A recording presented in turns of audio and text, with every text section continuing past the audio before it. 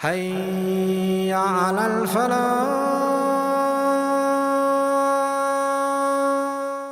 Precisely. Actually, I started maybe 2.5 to 3 years back. The first Building Bridges tour happened in Sri Lanka. And we discussed various topics. And exactly as you say, witnessing what's going on across the globe with Islam being a very peaceful religion, with Islam being there for centuries, and yet you have people who, on two fronts. One, those who have abused or misused the religion in order to forward their own agenda, and those who have misunderstood that the whole of Islam and the Muslims are bad. So we have those two. We are somewhere trying to explain to those who are abusing the religion not to do that, and those who are Islamophobes to educate them to be able to remedy their own phobia. May Allah subhanahu wa ta'ala make it easy for us. That is the way that we actually came about with this Building Bridges tour. And I've been to so many countries. If you were to ask me to name them, I wouldn't be able to do that, because it's been going on for so many years, and we are speaking about coming together. Obviously, as Muslims, the first bridge that we should be concerned about is the bridge with your Maker.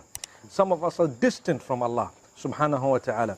But it goes way beyond. I think the core of this entire theme is building bridges with the non-Muslims, with those whom we disagree with those whose faith is different from ours, those who incline differently, those who think differently. And it's a learning curve, because there are so many challenges we face now that a person of my age did not face when we were younger and growing up. As you know, technology has advanced in leaps and bounds. So we too need to think of how to utilize this technology in a way that educates, that brings people together, that deals with the problems of the heart, that deals with the issues facing human beings, our character and conduct, together with the faith that we belong to. So we have so much in common with humankind, but unfortunately, there are the few pointers that we differ in that make us sometimes not realize how we should be managing these differences. And for that reason, in the Gambia, we will be discussing respecting differences. Because obviously, as you know, it's common logic that we will differ, even amongst ourselves, even amongst people of the same grouping, the same families. We have differences. How to manage those differences? That is a topic that, inshallah, we are discussing at the main event that will be happening at the stadium, inshallah. We would want to assume our country is the direct opposite of your country. We have a larger Muslim community in the Gambia. Would I be right to say you come from a minority Muslim country? Absolutely correct. So while our countries are quite similar when it comes to the issues that we're facing with the economics and other problems, we're African, we're third world, etc. But when it comes to the population of Muslims, we are totally the opposite. Just like you have 95%, perhaps, I'm not too sure of the exact figure, 95% Muslim, we have 95% non-Muslim.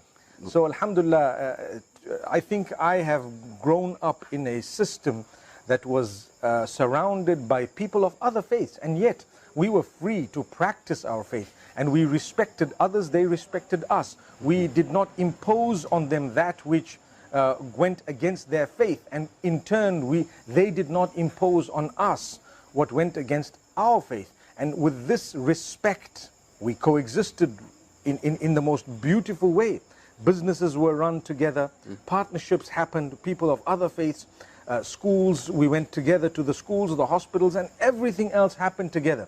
But when it came to faith, people went to their churches, we went to our mosques, some went to the synagogues, some went to the mandirs, some went to the places of worship that they had, and some didn't want to worship at all. And some actually worshiped totally differently from us. But alhamdulillah, we knew that we discussed matters, we spoke about matters, no one shoved down the other's throat what he or she felt was disrespectful for him or her. So alhamdulillah, yes, we are very different, but we have a lot to take from each other. I believe that, having been in the Gambia for a whole day, I think I've already learned so much. I look out for a lot of these little pointers that we would learn. You know, the love, the hospitality, the goodness, the kindness, the potential for the growth within the nation. That growth, whether it is economic growth or growth in any other sphere of you know, the country, what is important for us to know is it's impossible to achieve proper growth unless we have peaceful coexistence, respecting each other, even the minorities that exist. It's very, very important to respect their rights, the rights of these minorities in their worship and so on, because obviously we as Muslims, it doesn't mean that because we are in the majority, we can just you know, walk over those who are in the minority. There are other countries like mine where we are in the minority. How would we feel if people just, you know, walked all over us and ignored us and our rights? I think the same would apply in the opposite situation. And this is why we say we respect each other and we must stand up for each other's human rights, at least. May Allah make it easy for us. Well, I have this urge to ask you this question. I don't know why I didn't begin with it. I've been trailing you for years and I see you all over. And when I say all over, I mean all over. Do you, Ya Sheikh, have time for you? If you notice, my trip to the Gambia is 2 days, not more. Why? Because I need that time for me, subhanallah. Yes, I'm extremely busy. I do spend the majority of my time at home in Zimbabwe, but my travels are carefully planned throughout the year, and I try and make the most of a journey. Today was my first day in Banjul, in the Gambia. I must have participated in 10 to 12 different events and programs in this one day, this being not the last of today, for example. But inshallah, you know, it's for the sake of Allah, we utilize that energy while we can to do good work, and it's Allah who gives acceptance. I'm sure there are people who do more than what I do, but maybe we don't know about it. Allah knows, and Allah will give it acceptance. So we need to utilize technology to advance a good cause, you know. And I'm sure when you do good, when you are realistic, people will realize that this person's actually saying something that I can relate to. And therefore, it's given more prominence sometimes because the public gives it that prominence. Modern day Muslims, you talked about social media, you talked about reaching out, you talk to a global audience on a daily basis. That's true, yeah. The good, the bad, the ugly are all fused together in this melting, useful medium of communication called the social media space. What would be your advice to young Muslims who are in and out of social media on a daily basis and how this could affect their deen and faith? One word: responsibility. This is a tool that needs to be used responsibly, just like a motor vehicle. You drive responsibly. If you don't, you will cause harm. You may die. You can lose your life. So much can happen. But if you use it responsibly, the same applies to a knife or anything else. You know, you use it to cut your food, to cook, to do whatever, perhaps as a tool of benefit, not as a tool of harm, not as a tool of injury and murder, etc.